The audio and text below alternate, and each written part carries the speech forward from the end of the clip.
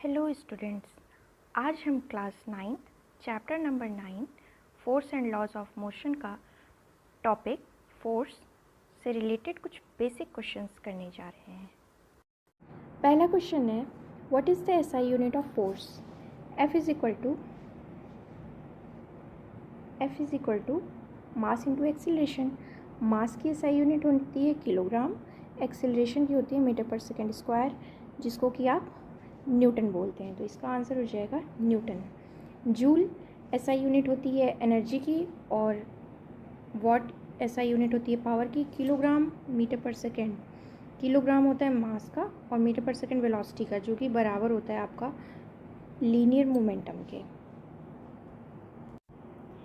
Second question है, force is a, option है आपके पास scalar quantity, vector quantity, fundamental quantity, none of these. Force का formula जैसा कि आप पहले क्वेश्चन में देखे, F is equal to mass into acceleration होता है।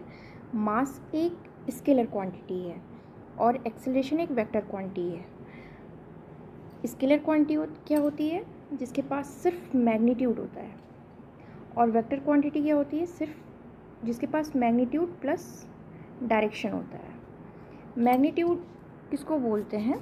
जैसे कि मान लीजिए हम 45 मीटर लिखे, अब इसमें जो ये न्यूमेरिक वैल्यू है 45, इसको मैग्नीट्यूड बोलते हैं, ये इसकी यूनिट होती है। और इसी 45 मीटर के आगे अगर मैं नॉर्थ लिख दूँ तो ये डायरेक्शन भी बता रहा है, ये पूरा एक वेक्टर क्वांटिटी हो जाएगा।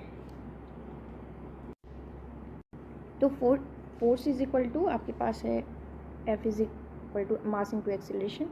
तो किसी भी वेक्टर क्वांटिटी में अगर आप स्केलर क्वांटिटी मल्टीप्लाई करते हैं तो वो आपको एज अ होल एक वेक्टर क्वांटिटी ही देता है। तो फोर्स आपके पास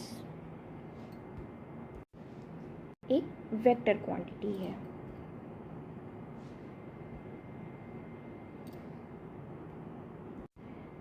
थर्ड क्वेश्चन पे आ जाते हैं। ये पूछ रहा है, which law of motion gives method to measure force? तो जैसा कि आप जानते हैं सेकेंड लॉ में the rate of change of momentum of an object is proportional to the applied unbalanced force in the direction of force, जिसको आप इस तरह लिखते हैं, rate of change of momentum dp। p linear momentum होता है, जिसे आप mass final velocity minus initial velocity upon t2 minus t1, ये टाइम इंटरवल जिसमें ये वेलोसिटी चेंज हो रही है v1 से v2, तो final velocity minus initial velocity. तो ये सेकेंड लॉ आपका बताता है कि आप फोर्स को कैसे मेज़र कर रहे हैं, rate of change of momentum, ये फॉर्मूला, जिसको आप इस तरीके से भी लिख सकते हैं। फिर अगर आप इसको आगे और सिंप्लीफाई करेंगे तो ये आपका मास इंटू एक्सेलरेशन हो जाएगा। Question number 4, which law of motion defines the force? तो ये आपका पहला लॉ है, फर्स्ट लॉ ऑफ मोशन, जिसे आप लॉ ऑफ इनर्शिया भी कहते हैं।